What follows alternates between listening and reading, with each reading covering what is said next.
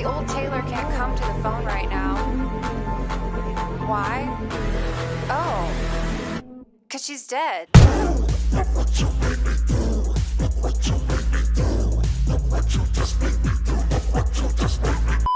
As Above, So Below is a 2014 horror film that, like my previous video, go check that out, takes on the found footage style. Honestly, I have a love/hate relationship with this film. So, let's dive into it, shall we? We first meet Scarlet. She's a know-it-all. She's an icon, she's a legend, and she is the moment. Having every college degree, speaks various languages, and is a big, dumb Scarlet records herself doing dangerous sayings. However, if shit goes west, guys, she has no problem leaving her buddies in a jail in a different country. Why doesn't she give a shit? Well, a little backstory, her dad went mad trying to find the Philosopher's Stone, a magical rock that can change certain metals into gold, heal wounds, cure illnesses, and basically now Scarlet has made it her mission to find the stone so she can confirm with herself that she's not like other girls. Sneaking across the Iran border in search of clues, Scarlet goes into a tunnel that's about to blow up, so she better hurry her ass up. Deciphering some symbols as the countdown begins, Scarlet turns to leave, only to be distracted by a vision of her dead father, showing us that there's already some other worldly shit at play here. But as the cave crumbles down around her, Scarlet unfortunately barely makes it out alive. But as we all know, the cameraman never dies. So, heading to Paris due to the clues, Scarlet brings her YouTube vlog crew, Benji, who the evil spirits fuck with more than a pocket. Scarlet also has the audacity to ask the poor bastard she left in a different country's jail for help, George, who has built a peaceful life, and your ass is just gonna walk up in this clock tower and expect him to risk it all for some bitch-ass stone? You trip! So, when money is mentioned, George joins the group, and the three musketeers band together to reenact National Treasure, destroying museum property. However, they do discover a new clue that says the stone be in the evil catacombs. So they go on a tour, and they run into a mysterious man who says, "You gotta find this guy named Papillop, he could help you out." Before anyone can say thank you, the guy vanishes behind a pillar to take a piss or something. But anyway, the guys go to the club to find Papillot. Scarlet and George talk to him while Benji is being distracted by some spooky pussy. Again, after money is mentioned, Papillot and his buddies Zed and Suxi join to help navigate Scarlet and her gang to the stone. Heading into the tunnels, Papillot shows off some of his crazy art skills while Benji sees some trippy hippie throwing a rave.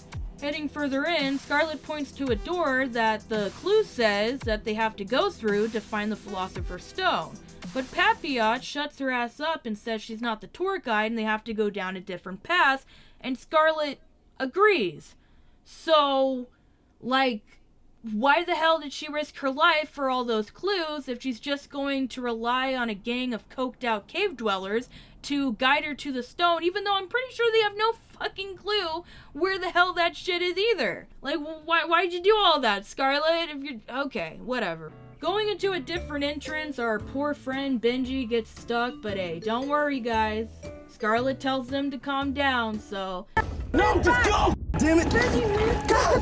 Why are they singing? Why are they singing this song? Just tell them to shut the up! After that scary struggle, everybody gets out of that small tunnel alive, but they discover that they're right back to where they started. And Scarlet goes apeshit calling out Papillot, saying that he doesn't know shit. Pap doesn't know what the hell's going on. However, after breaking down the sealed door, it doesn't help his case that his tag is on the wall. And they all start calling him out again, yelling at each other. Out of the blue, a telephone rings. Papillot says that there used to be electronics and wiring down here, but everything was removed years ago, so there shouldn't be anything down here ringing. Things further get spooky when they stumble upon a piano, and George says it looks like the one that he used to play with his brother when they were younger, and things get even more creepy when the piano has the same broken key as George's childhood piano. The vibes are not good, and everyone but Scarlet wants to turn around and get the hell out of there, But it's a horror movie, so in Dante's Inferno, it's made clear that the only way you can get out is to move forward. But, like, these motherfuckers have only turned the corner and shit's already hitting the fan. So, like, deciding they're all dummies, they indeed continue on, getting jump scared by Latoop, a buddy of, you know, Papillot's that went into the very same tunnels years ago and was never seen again until now. Repeating what I just said, Latoop tells them that the... Is it Latoop or Latoop? God damn it. Latoop? Okay. Repeating what I just said, Latoop tells them that they have to continue forward to get out. Heading down another hole, Benji gets bullied by the spirits, crashing down, injuring his hands. Scarlet tells Benji to get his ass up and to stop holding them back.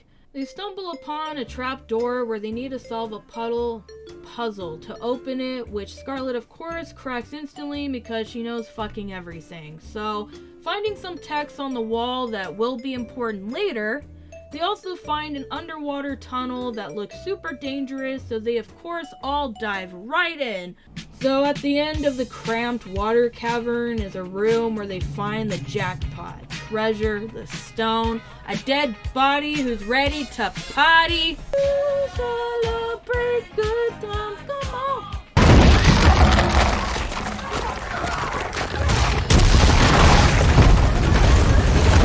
So the Scooby-Doo gang got bamboozled by another trap, and Suxi got hurt by the fall.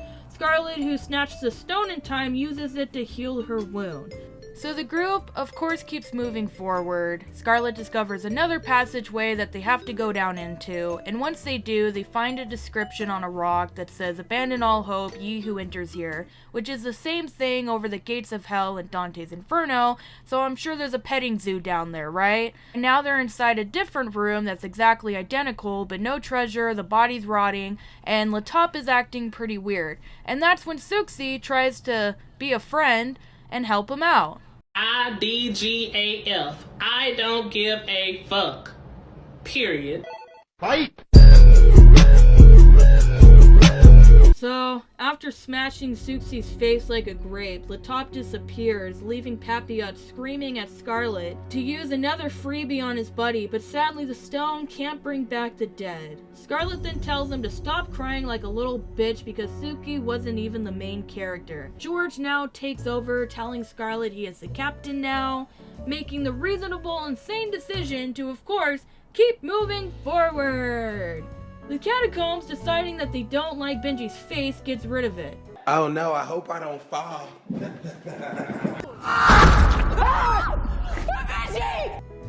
Scarlet says she didn't like his camera work anyway, so...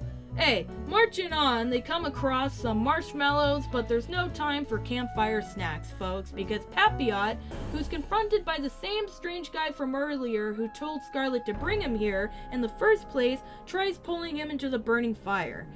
Papillot starts denying being a part of a tragic past event, so that gets him sucked into the void, leaving his feet sticking out to be tickled forever by the spirits for eternity. That is a nightmare. Running around in the dark, needing a fresh pair of pants, Scarlet, George, and Zed meet the final boss, who unleashes hell by slowly, but menacingly, getting out of his rocking chair and hitting their asses with... Hood Harry over here, gathers his goons to chase after Scarlet, and one of them shanks George in the neck, and Scarlet tries to use the stone again, grinding tiny sharp shards of ancient rock into George's open wound, chanting some kumbaya, hoping Jesus will finally show the fuck up, but nothing happens. Realizing the stone is fake and that it only works once. So George spends his last few moments of life playing charades with Scarlet, who speaks Bloodish, and realizes that George is trying to say that she was bad in bed, and also that the text on the wall from earlier is important. Basically, he has to rectify herself, and she has to get her ass all the way back and return the stone to be rectified, and everything would be great and happy and sunshine rainbows. And since George actually means something to Scarlet, unlike everybody else, she says, hey, screw moving forward, I'm the main character, and starts her journey backwards, breaking heads and using Benji's body as a step stool. Even though it took everyone forever to get through all these tunnels, it's now just a short skip and a hop to the room. Barely an inconvenience.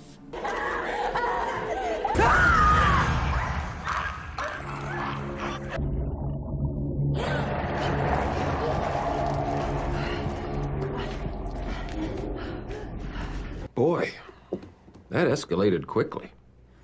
I mean, that really got out of hand fast. Looking into the mirror, Scarlet then realizes this was all a f***ing waste of time. You know, finding out that the real stone was inside her all along. Oh my god, these people died.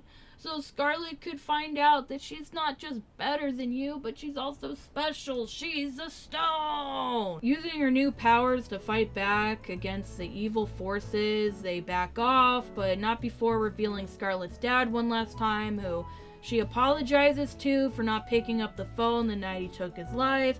After patching up the past, Scarlet goes back to George and Zed, who weren't harmed for plot convenience, and heals George's wounds. After that miraculous miracle, Scarlet gets brain damage, forgetting that she has these new powers, running away from the crusty cold with Zed and George to one last hole they have to jump down into to get out.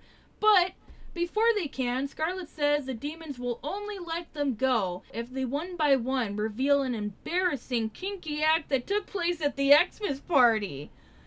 Actually, they have to confess their sins. Zed says that he has a kid that he's never met. George says that his brother drowned while he ran to get help. And Scarlet reveals what we saw earlier, so now she's just wasting time. I mean, come on, lady. So, feeling clean from their sins, they all take a leap of faith and jump into the hole, breaking every goddamn bone in their body after landing. So they start to freak out, thinking that their only way out is permanently sealed because they can't lift up the cover. However, pushing it down and to the side, they discover the sky, and with a cool flip shot of the camera reveals Paris as they crawl out of the tunnel. Scarlet and George hug it out while Zed walks away, probably to get some ice cream and cry in a corner. And the movie ends with Scarlet sucking herself off some more. So, my thoughts.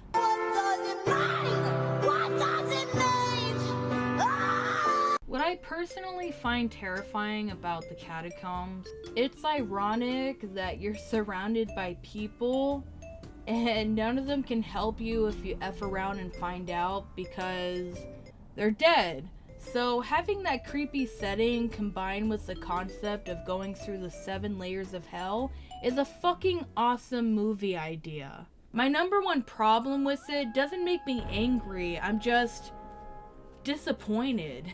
And my day is ruined. After noticing this problem, it made me think, like, would the last half of the film even happen if Scarlet just did this one thing? Like, if she did this one thing, everybody would have been saved. Everybody would have left the haunted house without a scratch on them, except for Latop, who's probably dead. So what's my problem? She could have saved Benji. Now hear me out. We spent an hour and 33 minutes with this smartass telling us that the stone can do anything, turn any base metal into gold, can cure any illness or scratches, whatever the hell except for death. So, going back to the scene where they're tumbling down, Suxi gets hurt, Scarlet uses a stone to cure her cut, and she doesn't turn around and save Benji.